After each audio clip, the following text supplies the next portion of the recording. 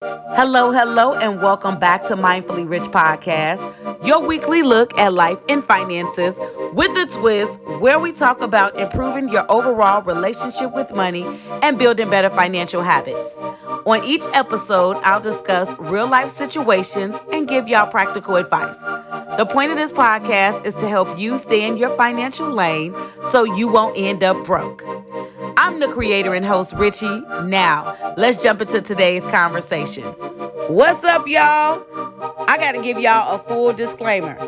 I am tired. So my energy levels for this episode may not be all the way there. I have been up all day, y'all. I just got back from Chicago today.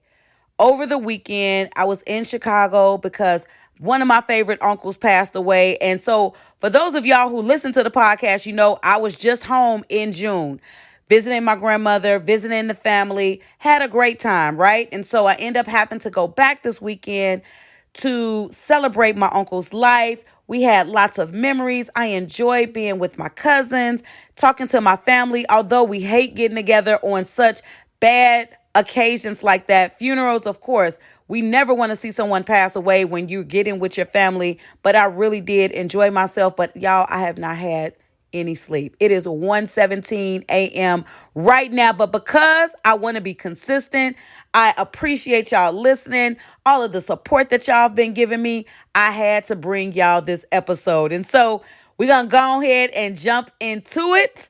Thank y'all once again for all of the listens, all of the shares. The numbers are going up. I know that it's because of y'all. Y'all are just, I don't know, y'all are just great. And I truly, truly appreciate that. And y'all are what give me the energy to continue bringing y'all these episodes each week. All right. So as you see, it's Monday. You got an episode, okay? And so in August, I'm focusing on money and relationships. And so to keep that going, this week, I'm revisiting the topic of joint bank accounts between partners and spouses. And so how many of y'all know that trusting your money with another person is a huge commitment? Okay, it's a huge commitment. You have to make sure that you are making your own discernment. That is a personal decision to share an account, a bank account with another person. All right. So I want you to just use what it is that I'm talking about as a guiding point. You are ultimately going to make the decision if you're going to share an account with another person. So you could just use this as a guide. Please don't go to your spouse or partner and be like, she told me X, Y, Z, this, that, the other.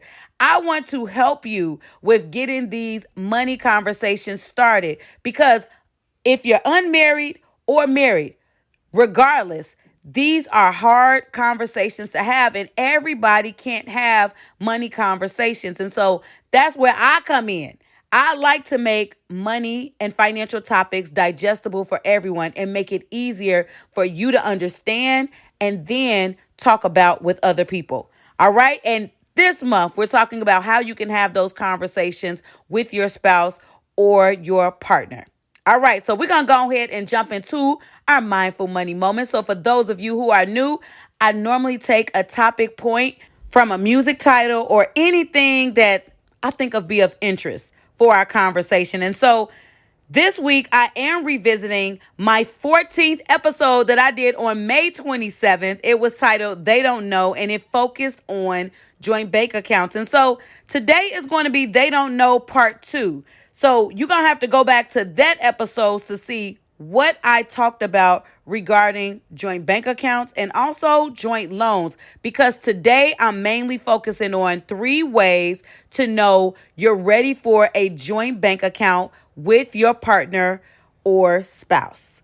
All right. So reason number 1, y'all trust each other. Y'all can trust each other with not only your relationship, but y'all trust each other with money. So if you don't trust each other, you know y'all ain't ready. But if you are at that point where trust is solid between y'all, then y'all ready. Y'all can move forward. Reason number 2 is you're not afraid to have those hard conversations about money. Y'all have open lines of communication. y'all are able to say, hey, did you do this? You don't mind asking the hard questions that need to be asked, because there are people who don't want to do that. I have been in the banking industry. It's coming up on 15 years in November. And when I used to be in a branch, I would have couples come in there, especially when I was both their bankers. They would come in there, did such and such spend on this, or did they do this? Why aren't y'all having those conversations at home? That means y'all communication levels aren't there. Communication got to be at a high point in order to share money with someone, because we get upset about money, whether you married or not, or you really love someone. When it comes down to money, when somebody's spending and you don't know about it, and you was expecting to see something in there, child, you don't know how you will react. So if your communication levels are good, you're not afraid to have those hard conversations about money, you and your partner or spouse are ready to go ahead and move forward with a joint account. Okay. And the last reason why you know that you and your partner and or spouse are ready for a joint bank account is y'all both are on the same page with what it is you want to do with your money and what y'all want for your future.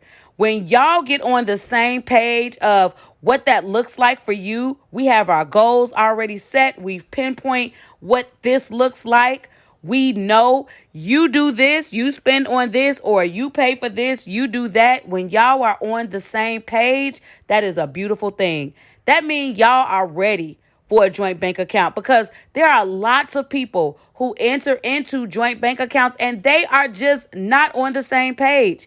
They don't even spend money the same. They don't even share the same outlooks and goals and values when it comes to money. And so that's something that you really do have to be on the same page with. And y'all probably like, well, what does that mean? Have those conversations. So what do you look? I mean, is this okay if I just randomly spend money on this? What does that look like? What do y'all consider impulsive spending for someone? Are y'all going to be okay with both people spending on debit cards, or does somebody take cash? You get a chance to design what that looks like for you and your relationship. All right. And so when you are on the same page as to what it is that you want for your relationship and how you want y'all to spend money, then that means that y'all can move forward. I can't tell you what that looks like, because everybody's relationship is going to be different. But I know when those three things that I just mentioned are in order, then y'all are cohesive. Y'all can move forward with this account. Now, of course, there may be some ups and downs, but y'all probably will have way less than a couple who's not on the same page with money, who doesn't trust each other, who can't have those conversations. Y'all will be way better than those people. All right, because joint bank accounts are not for the weak, and they are not for the baby couples. Okay, you a baby couple out here and you just trying to play around. Y'all just want to have some money together. This ain't for y'all, because I done seen couples who have been married for decades get into it over money because they fell off somewhere. So you want to make sure that you are looking at those three things that I talked about, just to see where you and your spouse and or partner are at. All right. And so, like I said, I want y'all to go back and revisit episode 14. It was good. I listened to it before I did this one. It was the They Don't Know episode. It's really, really good. I talk about joint bank accounts and also talk about joint loans, go into a little bit more detail. I even talk about when I had my joint accounts. You know what? Since I'm already here, we just gonna go ahead and park it here. I had a joint bank account in my marriage. I was married for 12 years. I had a joint bank account, right? But then somewhere along the line, trust left. And so we had a joint bank account, but it became my money was my money. His money was our money. All right. That's just how it worked in my relationship, because trust was broken at a certain time. And so with me, I'm a Capricorn. I do not play that. If I can't trust you, look, that's it. So that's where I'm at. You have to make your own discernment that you need to make in your relationship. So go back over those reasons, see if you're in alignment, have the conversations that you need to have with your spouse or partner, and then y'all go ahead and move forward. So hopefully this information has been beneficial to you in helping you just make the decisions that you need to make with your spouse and or partner in regards to opening a joint bank account. And so some church announcements. Thank y'all so much for all of the listens. Make sure you continue to listen. You subscribe to the podcast on whatever streaming platform you're listening on. Continue sharing the episodes. Share them directly from the streaming service. Okay? Share it. And if you're not following me on IG. Okay, I told y'all I'm tired. I am tired. I couldn't even remember. I'm like, where am I at? If y'all not following me on IG, I have been active on the page, which I'm really excited about. I'm at mindfully_rich_podcast. And lots of people have been reaching out, wanting to give some love offerings to the podcast. My Cash App is the $RichE85. Go ahead and do that. If that's something that you choose to do, it ain't something that you have to do, because we got big things popping. Big things are about to happen over here. And if you want to see and be a part of the progression, go ahead and give a love offering. And also on the podcast page for the details of the episode, those details are always there as well. So go and check that out there. And if you would like to sponsor the Mindful Money Hour segment, you can email me. Or if you would like to advertise or brand with me, email me at mindfullyrich@gmail.com. And I believe that is it. I already told y'all that I'm tired, so I don't plan on doing nothing else. Continue to listen. Do the share. All right. And y'all live life mindfully, intentionally, and on purpose. And until next time, when I hit y'all with another one.